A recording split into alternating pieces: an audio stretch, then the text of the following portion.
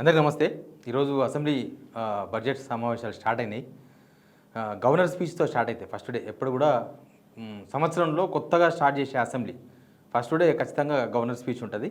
ఇవాళ governor speech ఉన్నది. కానీ గవర్నర్ స్పీచ్ అంటే గవర్నర్ ఏం సొంతంగా మాట్లాడాడు. ప్రభుత్వం ఇచ్చిన నోట్నే చదువుతాడు. ప్రభుత్వమే అన్ని సిద్ధం చేసి నిన్ననే ఇస్తారు. ఆయన ప్రిపేర్ అయ్యి వచ్చి చదువుతాడు.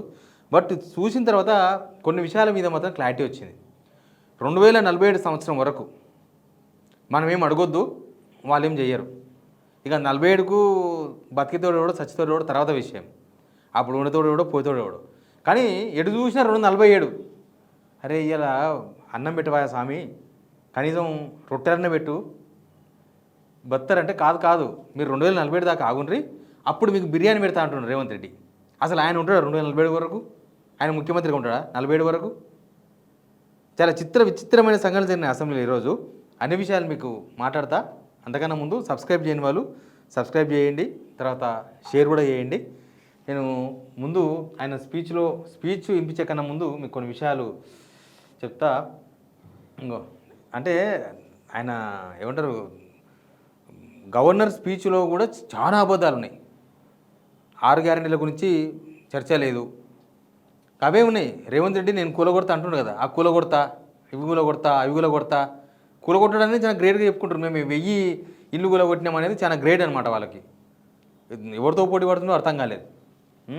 ఇంకా ముందు ఇక్కడ స్టార్ట్ చేద్దాం. ఇది అసెంబ్లీకి సంబంధించిన వెబ్సైట్. అసెంబ్లీ 16వ తారీఖు నాడు అసెంబ్లీ అంటే ఈరోజు ఉన్నాయి కదా. నిన్న సాయంత్రమే అసెంబ్లీ ఎజెండా ఏంది, ఏం చర్చిస్తారు, దానిలో ఏముంటుంది, ఏ సబ్జెక్ట్ మీద చర్చిస్తారు, ఎంతసేపు ఉంటుంది, మొత్తం ఉంటాయి. కానీ ఇప్పుడు కూడా అప్డేట్ చేయలేదు. అంటే వ్యవస్థ నిర్వీర్యమని చెప్పడానికి నేను చూపిస్తున్నా. ఇప్పుడు ఈ టైం వరకు కూడా సాయంత్రం 5-6 గంటల వరకు కూడా అసెంబ్లీ అయిపోయింది. కూడా assembly first day governor speech అయిపోయిన తర్వాత కూడా దానిలో కనీసం అప్డేట్ లేదు ఎజెండా ఏందని. అంటే గవర్నర్ స్పీచ్ ఉంటుందన్న విషయం కూడా పెట్టలేకపోతుంది వ్యవస్థ. అసలు ఎవరు నడుపుతున్నారు, ఎవరు ప్రెషర్ పెడుతున్నారు, పెడితే ఏమవుతుంది, ఈ వ్యవస్థలోని లోపాలు, వ్యవస్థలు చచ్చిపోతున్నాయని చెప్పడానికే ఇదొక ఉదాహరణ. ఇక్కడ చూడండి. ఇక మనం చెప్పేది ఏం లేదు, మీరు అందరూ ఆగాల్సిందే. మొత్తం 2047 వరకు ఆగాల్సిందే. తెలంగాణ శాసన మండలి 2026 ఉమ్మడి సమావేశాన్ని ఉద్దేశించి గౌరవనీయులైన మాట్లాడతాడు. ఇంకొక 3వ పాయింట్ కానీ స్టార్ట్ చేసిండు. 2047 తెలంగాణ రైజింగ్ దిశగా మనం అడుగులు వేస్తున్నాం. సమ్మిళిత వృద్ధి, వినూత్నతకు ప్రపంచ దిక్సూచిగా మన రాష్ట్రం నిలుస్తుంది అనేదే ఈ విజన్. గత సంవత్సర కాలంలో సాహసోపేతమైన సంస్కరణలు, సంక్షేమ పథకాలు అందరికీ అందేలా మన పటిష్టమైన పునాదులను వేశారంట. స్కీమ్స్ వస్తలేవు కదా, స్కీమ్స్ లేవు, ఏం లేవు. ఈరోజు ఈ ప్రయోజనాలు సంఘటితం చేసి అందరినీ గౌరవప్రదమైన భవిష్యత్తు, సమృద్ధి దిశగా మనల్ని నడిపించే ఒక రోడ్ మ్యాప్ను నేను మీకు అందిస్తున్నాను. రోడ్లు లేవు, రోడ్ మ్యాప్ వేస్తారంట వీళ్ళు. విజన్ 2047 3 ట్రిలియన్ ఆర్థిక వ్యవస్థకు ఒక రోడ్ మ్యాప్. అందుకే అంటున్నా 2047 వరకు ఇంతే. ఇంకా మనము ఆశించొద్దు, రోడ్లు ఏమని ఆశించొద్దు, ఏదైనా స్కీమ్ అమలు చేయాలని ఆశించొద్దు, పెన్షన్ పెంచమని ఆశించొద్దు. తెలంగాణ జనమంతా 2047 వరకు బతికి ఉండండి. ఏమొచ్చినా సరే బతికి ఉండాలి మీరు. అప్పుడు 2047లో రేవంత్ రెడ్డి చేస్తా అని చెప్తున్నాడు. ఎట్లున్నదంటే ఏం చేయమని చెప్తున్నట్టే ఉంది. ఇంకా మేమేం చెయ్యం, మీరేం అడగొద్దు, ఇంతే. ఊకే చేస్తే ఇది చేయలేదు, అది చేయలేదు, వాళ్ళకి ఇవ్వలేదు, వీళ్ళకి ఇవ్వలేదు అంటారు కదా. చేయకపోతే మళ్ళీ ఇవ్వాలనే చేస్తామని చేయకపోతే చేయలేదు అంటారు. కాబట్టి ఒకటేసారి 2047 పెట్టాడు. ఇవాళ ఏ సంవత్సరం 2026 కదా. ఇంకొక 21 ఇయర్స్ మనం ఓపిక పట్టాలి. ఓపిక పడితే అప్పుడైతే అనమాట. అయితే కావో తెలియదు, అప్పటిదాకా చెప్తుండు 2047 అంట. ఇవాళ చేయి స్వామి అంటే 2047 వరకు చేస్తా అని చెప్తున్నాడు. భారత ఆర్థిక స్థిరమైన వృద్ధిని కొనసాగిస్తూ ఇదంతా పెద్ద రచ్చ. ఇదినే అసెంబ్లీలో గవర్నర్ స్పీచ్ ఇస్తుంటే హరీష్ రావు వాళ్ళు లొల్లి పెట్టిండ్రు. అందరూ బీఆర్ఎస్ వాళ్ళు మొత్తం లొల్లి పెట్టిండ్రు, ఫెయిల్ అని. గవర్నమెంట్ ఏమీ చేయలేదని ఒప్పుకున్నది. ఈ గవర్నమెంట్ ఈ 2 సంవత్సరాల 4 నెలల్లో ఏమీ చేయలేదు. మేము ఏమైనా చేస్తే ఇక్కడ ఉండాలి కదా, ఇంతకు మించింది ఏమి ఉండదు. గవర్నర్ స్పీచ్ అంటేనే గవర్నమెంట్ ఏం చేసిందో చెప్పుకుంటుంది. అసలు ఇన్ని నెలల తర్వాత 37 పేజీల తెలుగు ఇది మీడియాకి ఇచ్చిందే వాళ్ళు. ప్యూర్ రేర్ ఏమైంది? ఏమైనా హైదరాబాద్ ముందరకు పోయిందా? దీనివల్ల ఏం కాలే కదా. ఇంకా ఇంతే పట్టణాభివృద్ధి. ఏ పట్టణం అభివృద్ధి చెందిందో మీరు ఏ సబ్జెక్ట్ అని తీసుకోండి, ఏ సబ్జెక్ట్లో కూడా ఏమీ లేదు. ఇంకా తిప్పుకుంటూ వచ్చింది మనం. మౌలిక సదుపాయాలు, నెట్ జీరో భవిష్యత్తు రూపకల్పన, మొత్తం భవిష్యత్తే. అసలు రేవంత్ రెడ్డి తెలంగాణకు భవిష్యత్తు లేకుండా చేస్తున్నాడు. ఊకే బ్రహ్మల్లో మాత్రం భవిష్యత్తు గురించి మాట్లాడుతున్నాడు. తెలంగాణ రైజింగ్ గ్లోబల్ సమ్మిట్, దీని ద్వారా పెట్టుబడిదారులు 5,75,000 కోట్లు పెట్టుబడి పెట్టడానికి తమ నిబద్ధతను వ్యక్తం చేశారు. ఈ పెట్టుబడులు ఆర్థిక వృద్ధిని వేగవంతం చేస్తాయని నమ్ముతున్నాం. అంటే ఇవి కూడా 240 వరకు వస్తాయి. 2047 మనం యాక్చువల్గా రేవంత్ రెడ్డికి ఓట్లు వేసింది 2023లో 2028 వరకు కాదు. మనకు ముందే చెప్పింటే వేయకుంటిమి. 2047 వరకు చేస్తాను అన్నీ అంటే వేయకుంటిమి. ఫస్ట్ ఏమో 100 days వాళ్ళ టార్గెట్. 6 గ్యారెంటీల గురించి ఏడు రానే లేదు. మేము ఇన్ని గ్యారెంటీలు అమలు చేసాము, ఇన్ని గ్యారెంటీలు అమలు చేస్తాము, లేకపోతే కొత్తగా మనం ఇది చేస్తామని ఏం లేదు. 2047 వరకు రేవంత్ రెడ్డిని భరిస్తా తెలంగాణ. ఇప్పుడే దిగిపోడరు అందరూ. వ్యవసాయం మరియు అనుబంధ రంగాలు రేర్ నమూనానంట. ఏం నమూనా లేదు. రేవంత్ రెడ్డే నమూనా ఫెయిల్యూర్కు. సంక్షేమము 15 లక్షల రేషన్ కార్డులు జారీ చేసింది. ఇంకో 19 లక్షల కుటుంబ సభ్యులను కొత్తగా చేర్చడం. ఇది వీళ్ళు చేసిన స్కీమ్. రేషన్ కార్డులు ఇవ్వడం కూడా గవర్నమెంట్ ఇచ్చే స్కీమా? మహిళా సాధికారత అయిపోయింది మొత్తం. కోటి మంది కోటీశ్వరులను చేస్తామని రాసిండ్రు. 1 కోటి మంది కోటీశ్వరులను చేస్తారంట. ఉన్న కోటీశ్వరులను రోడ్డు మీద వేయకుండా చాలు, ఇంట్లో కొట్టి వాళ్ళు పాపం ఈ కింద మీద పడి 50 లక్షలు 60 లక్షలు పెట్టే ఇల్లు అనుకుంటే అది ఇప్పుడు మార్కెట్ రేట్ పెట్టి 1 కోటి రూపాయలు అయితే వాళ్ళని గుంజి పడేసి వాళ్ళకి డబుల్ బెడ్రూమ్లు ఇస్తా అంటుండు. అది కోటీశ్వరం చేయడం అనమాట. ఆరోగ్యం శ్రేయస్సు దేశానికి నమూనా.